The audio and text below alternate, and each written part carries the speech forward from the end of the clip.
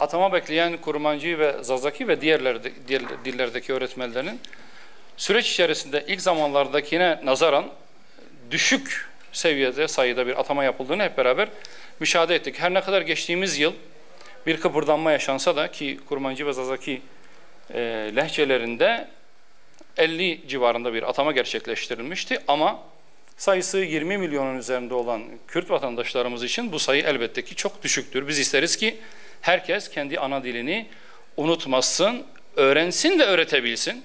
Bu bizim için bir zenginliktir.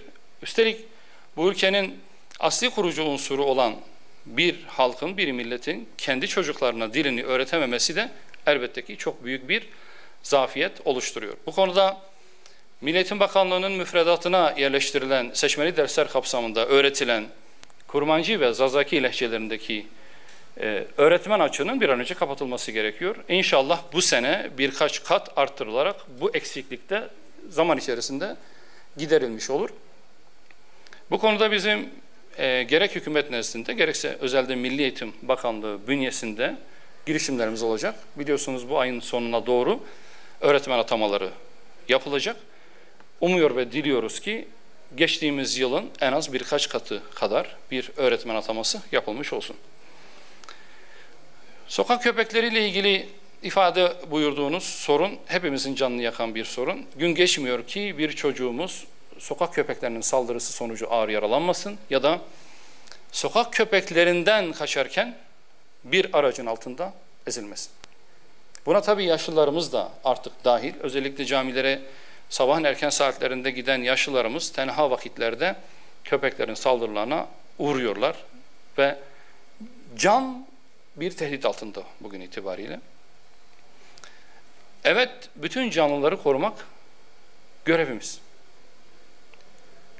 Her can taşıyan mahluk insanlığın da koruması altındadır. Ama bunu yaparken insan emniyetini, can emniyetini de görmezden gelemeyiz. Tıpkı Avrupa şehirlerinde olduğu gibi, tıpkı diğer medeni şehirlerde, medeni ülkelerde olduğu gibi ülkemizde de saldırgan sokak köpeklerinin bu tehdidinin bertaraf edilmesi gayet mümkündür. Sokaklarda sahipsiz ve başıboş köpeklerin bulunması bizim medeniyetimize de ve medeni dünyanın gerçeklerine de uygun düşmemektedir. Bu konuda bir yasal düzenlemenin yapılması gerekiyor. İsteyen elbette ki hayvan sahiplenebilir, köpek sahiplenebilir ve onun sorumluluğunu da üstlenmek şartıyla bu tercihini kullanabilir.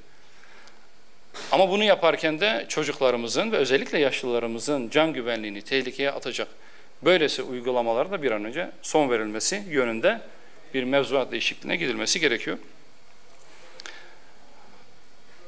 Evet, ben Batmanlıyım, Batman milletvekiliyim. Batman'ın gerçekten yığınla sorunları var. Bahsetmiş olduğunuz İluh Deresi belki 10 yılların sorunu. Evet, geçmiş dönemde İluh Deresi'nin ıslahı ile ilgili bir proje başlatıldı. Birinci etapta kamulaştırmalar son aşamaya getirildi ama ikinci etaplar için maalesef kaynak yetersizliği sebebiyle kamulaştırmalar yapılamıyor. Buna bağlı olarak da ıslah gecikiyor.